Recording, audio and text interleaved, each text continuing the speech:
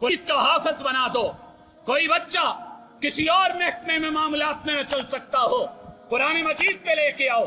हाँ, दुनिया ने देखा कि वो लोग जो अपने बच्चों को लाते थे, लेकिन दुनिया के अंदर बड़े बड़े जिरगे और जमात के अंदर उन्हीं कुरान मजीद के कारियों और हाफिज़ों ने ऐसे ऐसे अजीम फैसले किए कि जिनके बड़े बड़े लोगों के अजीम बच्चे, जिनको बड़े बड़े कॉलेजों में पढ़ा के तुमने बड़ी अहम तक डिग्रियां दिलवाई, वो भी बात नहीं कर सकते थे। कुरान मजीद का कारी बात कर रहा था, इसलिए कि कुरान मजीद लोगों को लीडरी भी सिखाता है, कुरान मजीद गुफ्तगू के अंदाज सिखाता है, कुरान मजीद फैसले करने के जौहर देता है, कुरान मजीद इंसान को जीने का रास्ता देता है, कुरान मजीद दुनिया की इमामत का तरीका बतलाता है, वालिदैन के हक का भी बतलाता है, माँ बाप की इज्जत के ख्याल का भी बतलाता है, अजीज अकारिब कुंबा कबीला बरादरी इलाके के हुकूक के बारे में अगर कोई तालीम और तरबियत देता है तो कुरान मजीद देता है।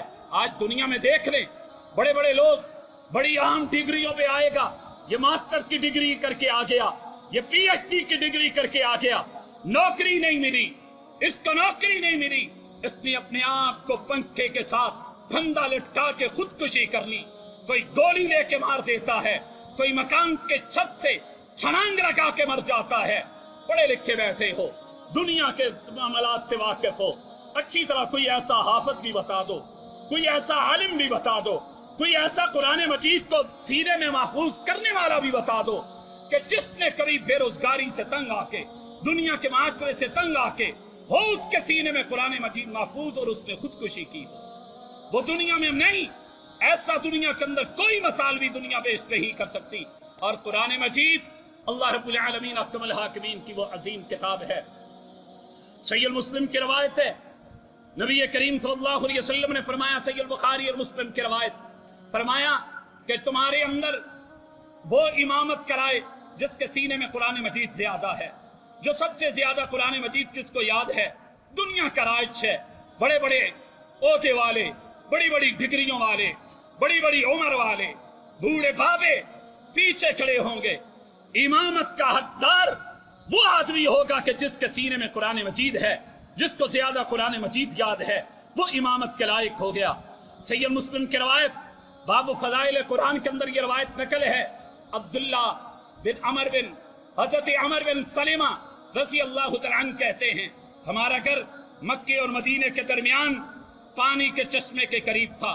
मैं बच्चा था, घर में फारिग होता था, इलाके वाले बड़े लोग काम करते थे, मैं बच्चा था, लोग उस पानी के चश्मे के ऊपर, मदीने वाले भी आते तो जानवरों को पानी पिलाते, बैठ के बातें करते, मक्के वाले भी आते तो इस जगह सबका मेल जोल होता, बातें होती, कोई क्या पढ़ता, कोई शेर व शायरी करता, मुसलमान कुरान मजीद का दौर करते।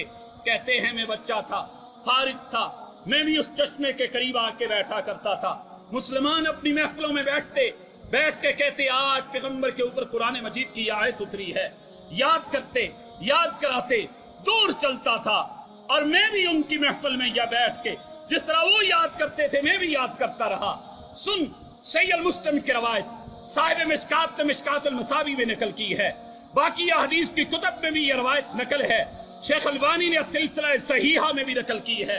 हज़रत अमर बिन सलीमा कहते हैं, वक्त आया मेरी कौम मुसलमान हो गई, पैगंबर के पास गए, कलमा पढ़ा, दीन सीखा, कुछ दिन रहे। पैगंबर ने कहा वापस जाओ, 5 नमाजें तुमने पढ़नी है और नमाज का वक्त हो जाए एक अजान कहे और इमामत वो कराए जिसको कुरान मजीद ज्यादा याद है।